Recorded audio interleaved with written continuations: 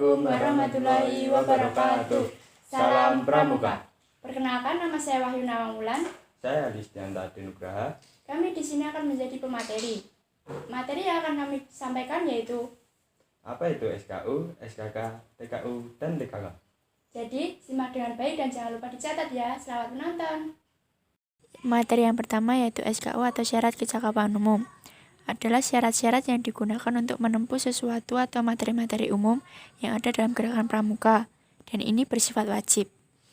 Contoh-contoh poin penempuhan ada Dwisatya, Trisatya, Dasadharma, dan lain-lain. Syarat kecakapan umum harus dimiliki oleh seorang pramuka dengan golongan tertentu dan tingkat tertentu. Seorang pramuka harus mengenal SKU karena ia diharapkan bisa menguasai dan menjelaskan materi-materi umum yang ada dalam gerakan pramuka. Tujuan dari SKU yaitu mendapatkan tanda kecakapan umum atau TKU. SKU berfungsi sebagai syarat bagi anggota pramuka untuk menjadi anggota di satuan atau gugus depan, dorongan untuk memperoleh kecakapan, dan usaha untuk mencapai kemajuan. SKU dipenuhi melalui bentuk ujian-ujian yang dilakukan secara perseorangan. Ini adalah buku SKU, bisa dilihat gambarnya. Karena kakak-kakak sudah ada dalam golongan penegak, jadi buku SKU-nya berwarna kuning ya. Tahu tanda kecakapan umum adalah bukti bahwa seorang pramuka telah menyelesaikan SKU menurut aturan. Berfungsi 1. Alat pendidikan, yaitu alat untuk memberikan dorongan dan semangat para anggota pramuka agar berusaha meningkatkan kemampuan, karya pribadi, serta memelihara dan mempertahankan kehormatan. Kedua, alat pengenal untuk menunjukkan tingkat kecakapan umum seorang pramuka. TKU didapatkan dalam suatu upacara pelantikan apabila seorang anggota gerakan pramuka menyelesaikan syarat-syarat kecakapan umum. Upacara pelantikan kenaikan tingkat pada pramuka penegak dilaksanakan ketika terjadi kenaikan tingkat dari calon penegak menjadi penegak bandara, dari penegak bandara menjadi laksana. Berikut adalah gambarnya ya kakak-kakak. Yang kiri adalah bandara, yang kanan adalah laksana, dan digunakan di lidah bahu. Materi ketiga yaitu SKK atau syarat kecakapan khusus, berupa kecakapan, kepandaian, kemahiran, ketangkasan, keterampilan, dan kemampuan di bidang tertentu yang lain dari kemampuan umum yang ditentukan dalam SKU.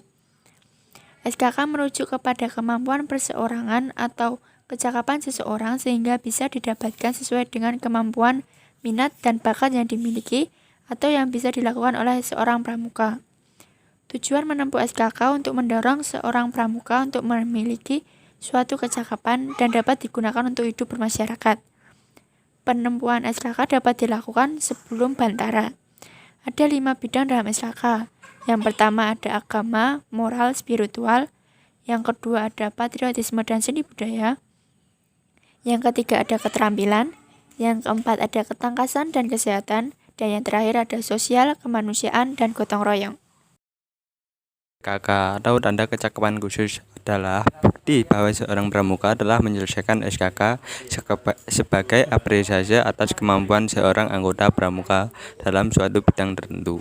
TKK bersifat opsional bagi setiap anggota pramuka, sehingga seorang anggota pramuka dapat memiliki TKK yang berbeda dari peserta didik lain. TKK diperoleh jika seorang pramuka mampu menyelesaikan syarat kecakapan khusus dalam bidang tersebut. Tujuannya adalah untuk memotivasi anggota pramuka atas kemampuannya, melatih kemandirian dan keterampilan anggota pramuka.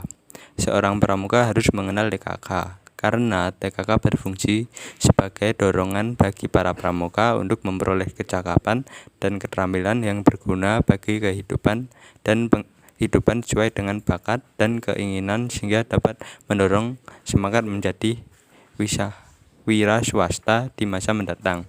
Tingkat TKK yang pertama utama berbentuk segi 5, yang kedua madya berbentuk persegi, yang ketiga purwa berbentuk bulat atau lingkaran. Kompetensi disesuaikan dengan tingkat TKK. Berikut ada contohnya ya kakak-kakak. TKK dikelompokkan menjadi 5 bidang. Yang pertama TKK kuning, bidang agama, mental, moral, spiritual, pembentukan pribadi, dan watak. Contohnya sholat, khotib, qori, terang Alkitab, penjaga altar, doa, penabung, dan lain-lain. Yang kedua ada TKK merah, bidang patriotisme dan seni budaya. Contohnya pengatur rumah, pengatur meja, makan, dan menyanyi, melukis, dan lain-lain. Yang ketiga TKK hijau, bidang keterampilan dan teknik pembangunan. Contohnya pengumpulan tanaman hidup, juru kebun, peternakan, juru bambu, dan lain-lain. TKK putih yaitu bidang ketangkasan dan kesehatan. Contoh renang, bela diri, dan lain-lain. Yang kelima TKK biru, bidang sosial, parikewirausahaan, gotong royong, ketertiban masyarakat, pendampingan dunia, dan lingkungan hidup. Contohnya pemadam kebakaran, pengaman kampung, dan lain-lain. Selanjutnya ada contoh-contoh TKK. Yang pertama ada TKK merah. Yang kedua ada TKK kuning. Yang ketiga ada TKK hijau. Yang keempat ada TKK putih. Dan yang terakhir ada TKK biru. Selanjutnya penggunaan TKK bisa dilakukan atau disematkan setelah pelantikan Bantara. Penempatan TKK berada di bawah logo Mangkubumi atau di selempang tertampan jika lebih dari 5. Berikut adalah contoh pemakaian TKK. Nah, itu tadi adalah penyampaian materi tentang SKU, SKK, TKU, dan TKK. Sampai jumpa pada pertemuan pramuka berikutnya. Itu tadi materi yang dapat kami sampaikan. Ada kurang dan lebihnya mohon maaf. Wassalamualaikum warahmatullahi wabarakatuh. Salam Pramuka.